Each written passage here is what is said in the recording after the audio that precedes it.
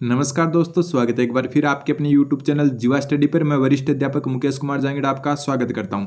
तो इस वीडियो में हम बात करेंगे थर्ड ग्रेड जो रीट है उसकी रिवाइज रिजल्ट की। ठीक है, जो रिवाइज रिजल्ट आना है उसके बारे में हम इस वीडियो में चर्चा करेंगे। सबसे पहले जो है बात करेंगे इसमें कि जब जो है रिजल्ट कब तक आ सकता है। ठीक है, रिजल्ट कब तक आ सकता है। दूसरी जो बात होगी अपनी वो ये होगी कि जो है क्वेश्चंस में चेंज क्या हो सकते हैं। ठीक है, क्वेश्चंस में जो है चेंज क्या हो सकते हैं, अलग अलग सब्जेक्ट के लिए जो क्वेश्चंस है उसमें क्या चेंज हो सकते हैं। तीसरी बात करेंगे जो चयनित विद्यार्थी है उनके साथ आगे क्या होगा, अगर उनके नंबर कम होते हैं तो उनके क्या होगा। चौथी बात करेंगे क्या जो अपना पदस्थापन जिला है, ठीक है, जो अभी पोस्टिंग वाला जिला है क्या वो भी चेंज होगा। ठीक है, क्या वो भी चेंज होगा। तो ये सारी इस वीडियो में चर्चा करेंगे। उससे पहले अगर आप चैनल पर नए हैं तो सब्सक्राइब जरूर कर दें।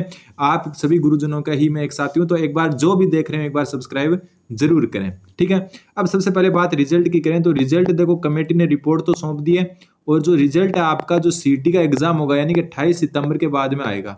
ठीक है, 28 सितंबर के बाद में जो है रिजल्ट कभी भी आ सकता है। जो ज्यादा चांस बनता है अक्टूबर में। ठीक है, अक्टूबर में ही चांस बनते हैं। अक्टूबर की जो है छुट्टियां हो जाएगी, उनके बीच में जो जगह बनेगी बचेगी उसमें। ठीक है, और जो कमेटी की रिपोर्ट है वो क्या करी जाएगी, सार्वजनिक की जाएगी। ठीक है, सार्वजनिक की जाएगी।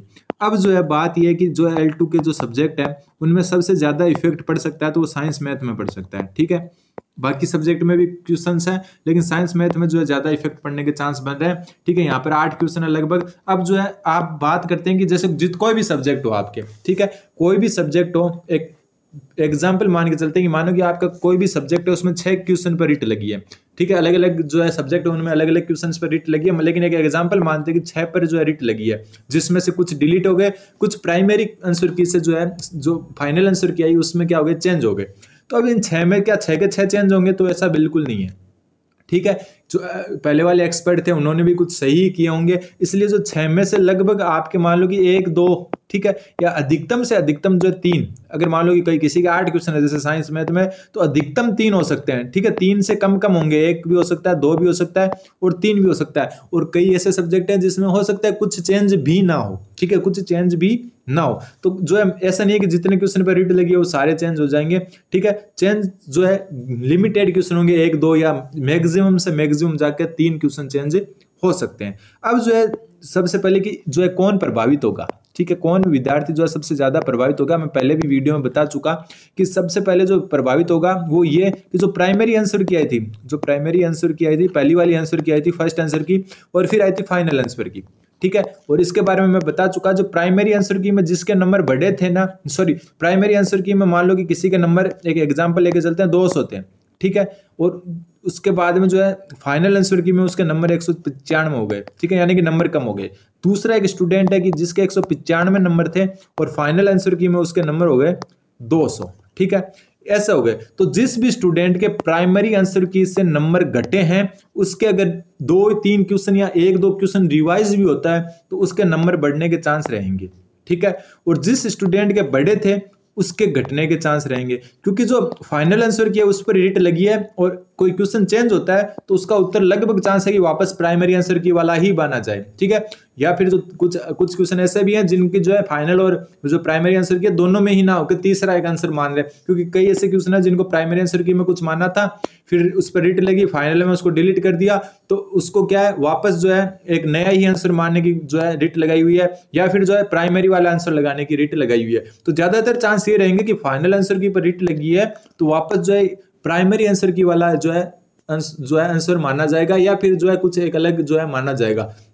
तो इससे क्या होता है, जिस भी स्टूडेंट के जो है प्राइमरी आंसर की से जो फाइनल आंसर की आई थी उसमें स्कोर घटा था उसके वापस बढ़ने के चांस बनेंगे, और जिसके भी जो है प्राइमरी से जो है बढ़ा था उसके घटने के चांस रहेंगे। ठीक है, ये कुल मिला के फिर बात करते हैं चयनित विद्यार्थियों का, कि चयनित विद्यार्थियों का क्या हो सकता है। तो देखो चयनित विद्यार्थियों को देखो जो बाहर होगा मेरिट से उन पर खतरा जरूर है, ऐसा नहीं है कि बिल्कुल सेफ हो, लेकिन इस खतरे को जो है आप हाई कोर्ट में रिट के जो है हाई कोर्ट में रिट लगा सकते हो अपोजिट में, या फिर जो है आपको जो है सरकार बिना किसी जो है रिट के, या फिर सरकार अपने स्वयं के विवेक से आपको कुछ ना कुछ जो है स्थिरता प्रदान करेगी और आपका शायद चयन रद्द होने के चांस ना के बराबर बनते हैं। हाँ, खतरा जरूर है, ये मना ही नहीं है कि आप पर खतरा नहीं है, खतरा जरूर है, लेकिन आपको बाहर कर दें ये खतरा, हाँ शुरुआत में ऑर्डर जरूर आ सकते हैं, आपको बाहर किया जाता है, लेकिन हाई कोर्ट ने जो है बहुत सारी वैकेंसी ऐसी है जिनमें जो है इस प्रकार के जो डिसीजन है उनको पलटा है। तो आप हाई कोर्ट में जो है जाकर, हाँ हाई कोर्ट में तो जाओ ना है, लेकिन चयनित जो है फिलहाल क्या पता सरकार अपने स्वयं के विवेक से निर्णय लेके आपको हाई कोर्ट का रास्ता देखना भी ना मिले, और अगर बाई चांस बाहर होते भी हैं तो आपके पास हाई कोर्ट वाला रास्ता जरूर है। लेकिन फिलहाल जो चयनित विद्यार्थी वो ये है कि खतरा जरूर है आप पर, लेकिन जो बहुत कम चांस है खतरे के, ठीक है। जो है अगर आप मान के चले तो 95% चांस है आप सेफ रह जाओगे, ठीक है। अगर मेरिट से कम भी नंबर चले जाते हैं आपके तो 95% चांस है कि आप फिर भी जाए जो है सेफ रहोगे, ठीक है। लेकिन 5% फिर भी खतरा मैं आप मान के चलता हूँ, और हो सकता है आपको लंबी लड़ाई लड़नी पड़ जाए, वो सब कुछ सरकार के मूड पर डिपेंड करता है, इसलिए सरकार पर ज्यादा से ज्यादा दबाव आपको बनाना है। फिर है कि जो पदस्थापन जिला क्या वो भी चेंज हो सकता है, जो डिस्ट्रिक्ट अलॉटमेंट हुआ था क्या वो भी क्या है चेंज हो सकता है। तो देखो अगर रीसफल होता है रिजल्ट, ठीक है, अगर रिजल्ट है वो रीसफल होता है तो आपके जरूर जो है जिले चेंज होंगे। अगर जो है अभी जो रिवाइज रिजल्ट आएगा अगर उसके साथ अगर रीसफल हो जाता है रिजल्ट तो फिर जो है इसी के साथ जो है आपका पदस्थापन जिला चेंज कर दिया जाएगा।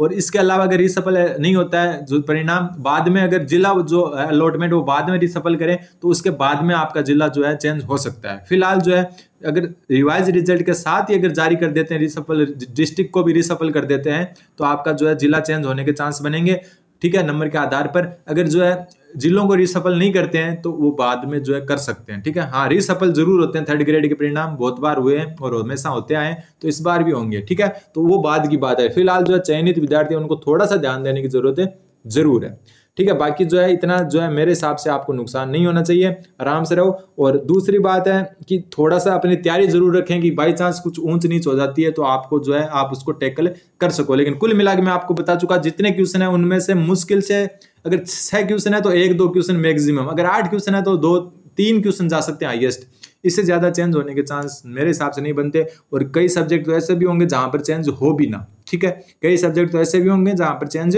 हो भी ना हो। तो अभी जो है आपको थोड़ा सा रिलैक्स रहना है, जो भी सिचुएशन आएगी उसका सामना ही करना है आपको, ठीक है। और मैं एक बात बता चुका, अगर बाई चांस क्वेश्चन चेंज होते हैं तो प्राइमरी आंसर की से जो अगर किसी के बढ़े थे फाइनल में तो उसके कम हो सकते हैं, और जिसके कम हुए थे उसके वापस बढ़ सकते हैं। ये जो है एक जो बेसिक रूल है उसकी वजह से मैं आपको बता रहा हूँ कि अगर प्राइमरी से मान लो कि 200 थे फिर 195 हो गए तो वापस आप 200 की तरफ ही जाओगे, अगर 195 से 200 हो गए तो वापस आप जो है 195 की तरफ ही जाओगे। तो अब वेट करते हैं कि कब तक जो है इसका रिजल्ट जारी होता है, और रिजल्ट जारी होने के बाद में जो है आगे की क्या प्रक्रिया रहती है सरकार के मूड पर डिपेंड करता है। सरकार चाहेगी तो जो है आपके जो है शैडो पर जो है शैडो पोस्ट भी लगा सकती है, ठीक है, शैडो पोस्ट भी क्रिएट कर सकती है, ठीक है। और नए पद सर्जित करना थोड़ा सा मुश्किल है, लेकिन शैडो पोस्ट से क्या नए पद जो है नए पद ही होंगे एक प्रकार से, जो आने वाली वैकेंसी उसमें से जो है काट लिया जाए। बाकी क्या होता है ये सब कुछ डिपेंड करता है सरकार पर, वरना कोर्ट का रास्ता तो आपके सामने है। तो अब उम्मीद करते हैं सब कुछ अच्छा होगा। धन्यवाद, बने रहें जीवा स्टडी के साथ, धन्यवाद।